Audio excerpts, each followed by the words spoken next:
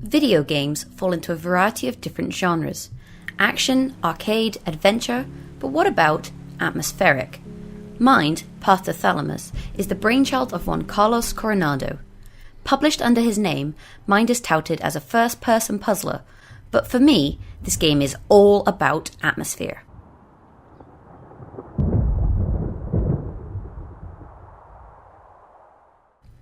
Mind, Path to Thalamus follows the inner monologue of a man struggling to come to terms with the death of his sister. Whilst the game's objective is not initially intuitive, the environments you face are captivating enough to hook the player into the game from the onset. Thrown into the path of a tornado and shouting out for the unknown Sophia, my introduction to the game was one of both confusion and awe. Whilst my role in the situation remained clouded, Carlos sets up a scenario that is graphically both stimulating and stressful. It puts the player on edge as the tornado approaches and shelter is nowhere to be seen. The combination of catastrophe and confusion pulls the player in. I was left wanting to know how and why I was in this situation, along with what other graphical delights lay in store. And boy, was I in for a treat.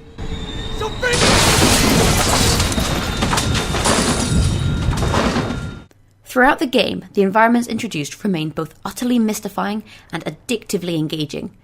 The combination of elegant artistic direction and graceful sound design meld together to create a world you want to discover.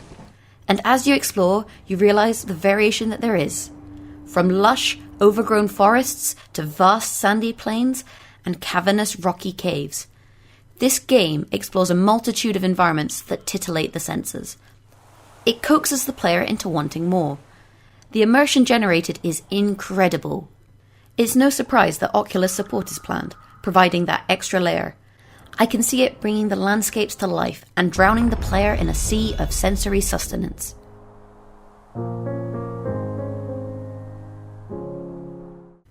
Atmospherically, the game is almost perfect. Almost.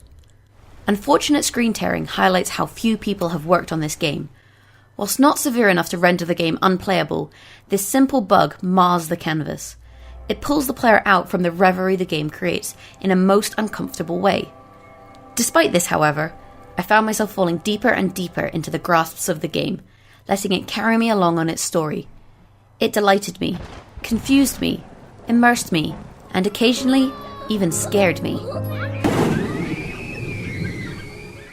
While sumptuous environments are all well and good, gameplay and story are what drive a game to renown. Fortunately for Carlos Coronado, this has been executed eloquently. The game revolves around solving puzzles through a variety of abilities the player collects. Day can be turned into night, warping the atmosphere and powering portals. Sunshine can turn to storm, raising bridges to new locations. Time can be rewound, rebuilding what has since fallen into dilapidation. These abilities and others are implemented in intriguing ways to solve puzzles as the player journeys through the game. The puzzles themselves are perfectly balanced. They are initially used to teach you the game's mechanics and introduce new abilities. From there, the puzzles then meld these abilities together and make the player think. They are challenging enough that they require thought, but not so difficult as to drive the player away. And the satisfaction is tangible when a simple solution is discovered to a puzzle that initially appeared impossible.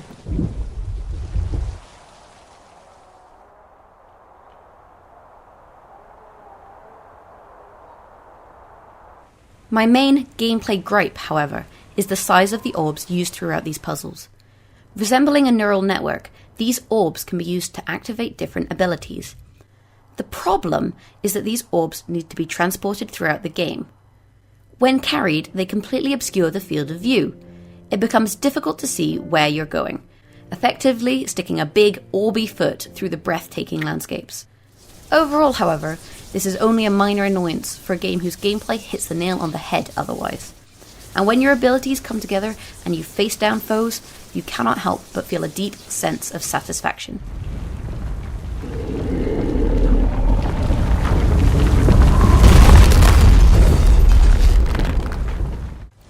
But what about storyline? Well, this game is confusing from the get-go. Really confusing. However, this is not to its detriment. Whilst the player begins without any real understanding of what is going on, the narrative drives the player to venture on through the levels. It weaves a tale of the protagonist and the struggles you've faced. It trickles the tale bit by bit to the player, keeping them just in the dark. Successful puzzles are rewarded with more story, enticing you to discover more. And as the story progresses, the player gains a sense that whilst the truth may be marred in fog, all will be revealed in the end. It coaxes the player to continue on through the game in order to truly understand the purpose of everything that has gone before. Hints are scattered throughout, in the narrative, the artistic design, the gameplay. The pieces all fit together succinctly so that by the end of the game, you feel that not only have you completed a number of individual puzzles, but also the puzzle that is the game itself. It is as gratifying as the long panoramic environments found throughout.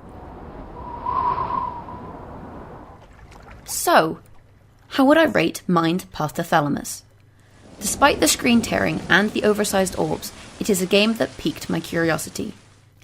It enchanted me with its story, atmosphere and gameplay, and left me with that full feeling from sampling something that delights the sensory palate.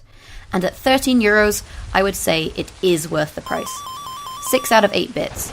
Go and explore to your mind's delight. For more reviews, gameplay and other gaming content, please make sure you check out our channel. We also have a Facebook at facebook.com/thekillerbits and a Twitter @thekillerbits.